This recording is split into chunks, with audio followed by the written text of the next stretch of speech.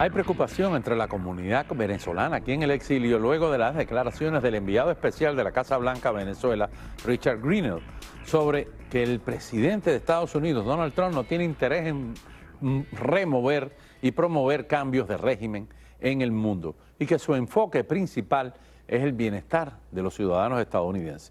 Esto en momentos posteriores al intercambio de prisioneros con Maduro y a que el dictador venezolano haya actuado de forma servil recibiendo los vuelos de deportados que desde Estados Unidos le mandan.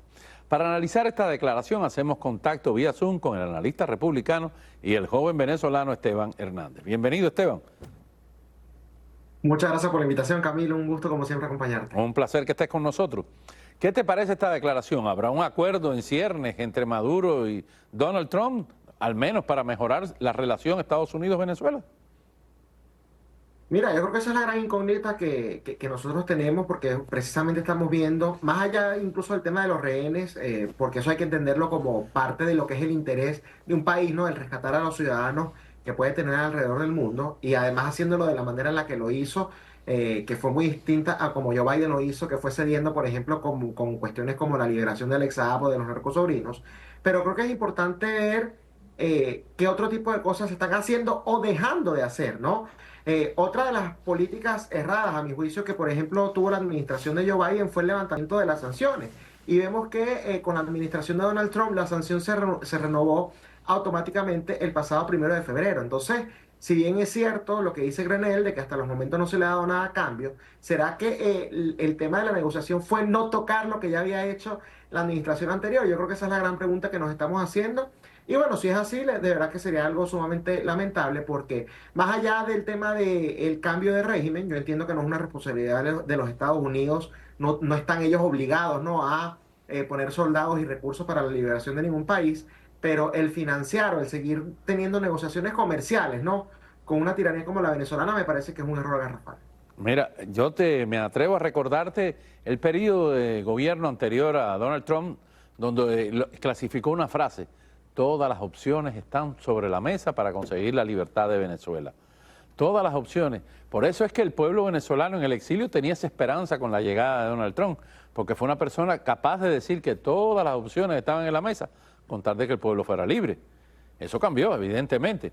Y por otro lado, Pero es que pero es que también hay que tomar en cuenta algo. Todas las opciones son todas las opciones, Camilo. Todas las opciones pueden ser una negociación como puede ser precisamente algo militar. Y hay que tomar en cuenta otra cuestión, que es que la segunda administración ya tiene también una experiencia muy terrible con el caso de Venezuela, porque esto hay que decirlo, Nicolás Maduro, por lo menos en esos 4 años, le ganó la partida a Donald Trump. Hoy por hoy vemos que que es Nicolás Maduro el que está en el Palacio de Miraflores y no Juan Guaidó, que fue la figura que la primera administración de Donald Trump en su debido momento apoyó. Previo a las elecciones y previo a la asunción, yo vi varios reportes, incluso durante la administración de Joe Biden, en donde algunas personas cercanas, una que se dieron el nombre como John Bolton, que bueno, sabemos que terminó en muy malos términos con Donald Trump, y otras que lo hicieron de manera anónima, decían que el descontento de Donald Trump con el liderazgo opositor venezolano era a un punto que no quería saber nada de ellos, que consideraba, por ejemplo, específicamente a Guaidó una persona fracasada. Nuevamente, según esos reportes, uno puede decir, bueno, serán ciertos o no serán ciertos,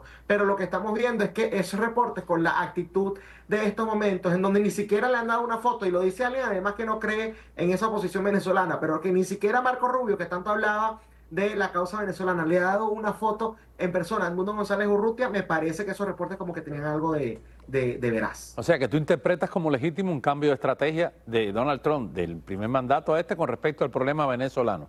Ahora, vayamos al ángulo de Maduro. Maduro, que criticó al presidente panameño y le dijo que se había bajado los pantalones y que había sido servil, se está portando de la mejor manera con Donald Trump. Es un yes sir, ¿no? Más o menos. Un cumplo todo lo que Bueno, me diga. pero es que no es solamente Maduro, es todos los miembros de la tiranía. Acá tenemos 26 años escuchando discursos antiimperialistas diciendo que ellos no iban a tener ningún tipo de negociaciones, que ellos no tenían que depender de los Estados Unidos de ninguna manera.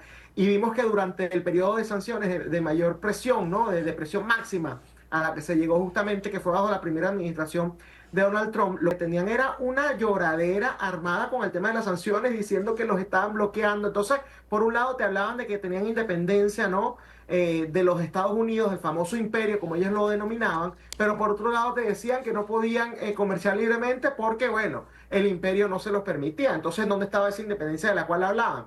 Y vimos en muchas oportunidades a Jorge Rodríguez, al propio Maduro. Se burlaba abiertamente de Donald Trump cuando no estaba en la Casa Blanca, lo llamaba el señor de los pelucons, ¿no? Mister los pelucons, algo por el estilo. Y ahora vemos que, bueno, tiene un lenguaje mucho más diplomático. El señor Richard Grenell dijo, Diosdado Cabello en uno de sus programas, es un señor muy diplomático, un tipo muy serio, un conservador de verdad. Jorge Rodríguez tenía una sonrisa de oreja a oreja cuando el señor Grenell se presentó en el Palacio de Miraflores. Entonces, evidentemente, Camilo, esa hipocresía a la cual estás haciendo referencia, sí es algo muy, pero muy notable y que de una u otra manera tiene que dejar, bueno, a los chavistas, a esa poca base que le queda a esa tiranía bananera, y lamento utilizar ese término, con unos cuestionamientos bastante fuertes, porque bueno, 26 años diciendo que no querían nada con el famoso imperio, y ahora vienen y no aguantan una pedida, ¿no? Y le ceden absolutamente todo. Y entonces la recurrencia de la pregunta, si lo tienen contra las cuerdas, si están asustados, si Trump de solamente presentarse ya los tiene asustadísimos, porque hay que darle espacio para que bailen, porque hay que decirle, tranquilo, que no los vamos a derrocar. ¿Qué es esto? No, son unas declaraciones, como te dije al principio, que me parece que son preocupantes y que son fuera de lugar, pero habla de también un poco del realpolitik, nos guste o no. Fíjate que Estados Unidos, si quisiera, ¿no? Hacer algo a nivel de intervención militar, tiene que tener una estructura interna en la cual pueda apalancarse y en la cual confíe. Si no confían en la que están viendo, porque bueno, ven que es el mismo, básicamente los mismos rostros de el famoso gobierno interino. Entonces yo me imagino que por eso es que están teniendo esta narrativa, que reitero, la lamento. Me parece además muy hipócrita y lamento irme a lo político, ¿no? Y a lo político interno, pero lo tengo que decir porque ahora hay personas que se rasgan las vestiduras, ¿no? Con la causa venezolana y critican absolutamente todo lo que está haciendo Donald Trump, pero en los últimos 4 años nos vimos justificando cualquier cantidad de sinsentido a cambio del circo electoral que vimos el 28 de julio. Entonces yo creo que tenemos que ser consistentes. Fíjate cómo yo estoy siéndolo, y tú abiertamente lo dijiste, Camilo. Soy republicano, pero no por eso tengo que aplaudir absolutamente todo. ¿Volvería a votar por Donald Trump? 1000 veces, con los ojos cerrados. Pero evidentemente esto es una postura en la que yo no le puedo apoyar y que tengo muchísimas críticas y cuestionamientos. Puede ser un toma y daca, tal como tú dices, una negociación a por mayor en que tienes que ceder terreno para después entrar. Pueden ser muchísimos los argumentos, pero de todas maneras, que se vaya Maduro, que se vaya de cualquier forma. Ojalá sí, que se vaya él y Díaz-Canel y Daniel Ortega en Nicaragua. Así mismo, ojalá. Oye, muchísimas gracias por estar con nosotros, siempre un placer tenerte. Muchas gracias por la invitación, Camilo. Gracias, buenas noches.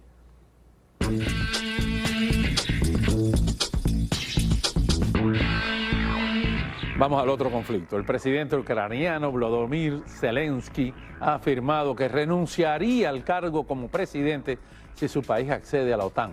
Esto en respuesta a las demandas del presidente Trump de convocar elecciones para firmar la paz con Rusia. Zelensky ha advertido que no aceptará condiciones que afecten a largo plazo en su país y ha reiterado su intención de dialogar con Trump. Si es preciso que yo deje mi puesto para que haya paz, afirma Zelensky, estoy preparado. A cambio de marcharse, el presidente ucraniano pide paz. Exige la entrada de Ucrania en la OTAN y se muestra dispuesto a negociar con Trump su demanda sobre la explotación de recursos naturales ucranianos, siempre asegurándose, remarca, de preservar la seguridad de su país. En la misma rueda de prensa ha anunciado una cumbre en Kiev este lunes en la que ha convocado a 37 líderes europeos, entre ellos a Pedro Sánchez.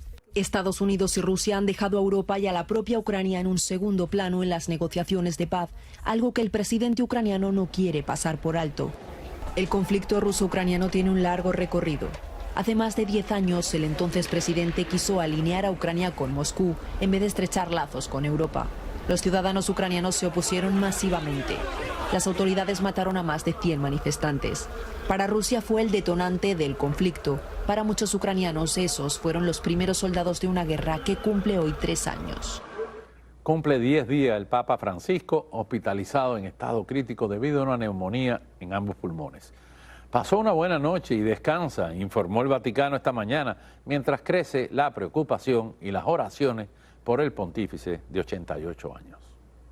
Crece la preocupación y las oraciones por la salud del Papa Francisco, hospitalizado desde el 14 de febrero. Según informó el lunes el Vaticano, el pontífice de 88 años pasó una buena noche y descansa, pero sigue en estado crítico. El estado de salud del jefe de la Iglesia Católica se deterioró el sábado con un ataque asmático prolongado que necesitó oxígeno a alto flujo, así como problemas hematológicos que requirieron la administración de una transfusión de sangre. El último reporte médico del domingo por la noche señaló que el Papa sigue recibiendo oxígeno y que aunque su anemia mejoró, algunos análisis de sangre muestran una insuficiencia renal inicial leve. El parte médico precisó que la complejidad del cuadro clínico y el tiempo que se necesita para que las terapias farmacológicas hagan efecto obligan a mantener la prudencia sobre el pronóstico. En medio de la preocupación de los fieles católicos, en Roma y el resto del mundo, especialmente en Latinoamérica, las oraciones por la salud del Papa argentino se han multiplicado.